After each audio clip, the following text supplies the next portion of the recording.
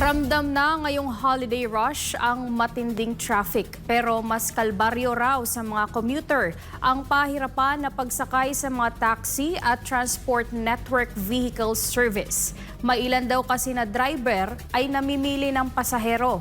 Si Sheena Torno magbabalita. Araw-araw na lamang nahihirapan sa pagsakay ng jeep o taxi ang estudyanteng si Aya sa bahagi ng Philcoa sa Commonwealth sa Quezon City. Kahit nga sobrang aga na raw niyang umalis sa kanilang bahay, ay hirap pa rin siyang makasakay. Kaya nahuhuli ito sa kanyang klase. Lagi pong traffic dito, most commonly dito po sa my Commonwealth. Nag-aagawan na po ng mga pasahero. Pag pupunta po ako sa school, nahirapan po ako sumakay. And also, nasisipika na yung mga tao. Punuan na talaga yung mga sasakyan. Pati po sa mga taxi din po, nag-aagawan na. Ang mahabang pasensya na baon ni Joy tuwing sumasakay ng pampublikong sasakyan ay unti-unti na raw nasasaid. Problema na nga raw ang matinding traffic ngayong holiday rush. Dumagdag pa ang ilang taxi driver na namimili ng paserong isasakay. Sobrang nakakainis kasi naghahabol ka sa oras, hindi mo makukuha yung dapat mong goal sa oras na makakarating ka sa paruroonan mo. So dahil sa traffic at konti lang yung mga sasakyan, ayun, nahihirapan yung mga pasahero sa araw-araw na niya. Mamimili pa yung mga taxi na kanilang isasakay, lalo na't malayo, ayaw nila. Paliwanag naman ng ilang mga taxi at TNVS driver, hindi naman daw sila namimili ng pasahero. Ang kaso, may mga araw lang talaga na kailangan nilang tumanggi dahil sa matinding traffic. Hindi naman ako namili. Basta pag may pasero, sakit na lang. Depende naman, tsamba na. Naserte-serte ako lang din naman yan. Pero pa may bis talaga nawala.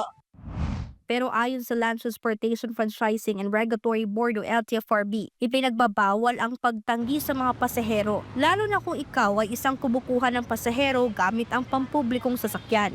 Hinimok ng ahensya ang mga pasahero ngayong ramdam na ang holiday rush na huwag mag-atubiling magsumbong o tumawag sa kanilang hotline na 1342 sa mga driver na namimili ng pasahero.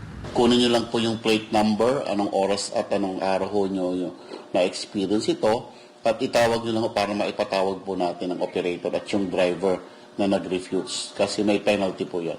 Kung ipagpapatuloy pa raw ito ng mga driver, ay parusaan niyang kanilang kakaharapin. Nasa 5,000 pesos kasi ang first offense, habang suspensyon o kanselasyon naman ng kanilang prangkisa. Bukod dyan ay ipatatawag ang mga operator o driver ng taxi o TNVS na hindi tatanggap ng pasahero. Lagi po natin tatandaan yung kanila pong type of mode. Mayroon pong terms and conditions po ang ating mga franchises na binibigay sa lahat po ng public utility vehicle. At depende ho yan sa type po ng kanilang minamanehong sasakyan. At alam po ng mga operator na sila po ay taxi, door-to-door ho yan. Alam po nila yung kanilang operation. So, kailangan ho ay i-operate nila nang naaayon po doon sa kanilang prangkisa. Samantala, tiniyak naman ng LTFRB na may sapat na masasakyan raw ang mga pasero na magsisiuwian sa kanilang mga probinsya ngayong Pasko at Bagong Taon. Nasa halos 1,000 na raw kasing bus unit sa mga probinsya ang nabigyan na nila ng special permits para makabiyahe ngayong holiday. Para sa Diyos at sa Pilipinas kong mahal, ito si Sheena Torno, SMRI News.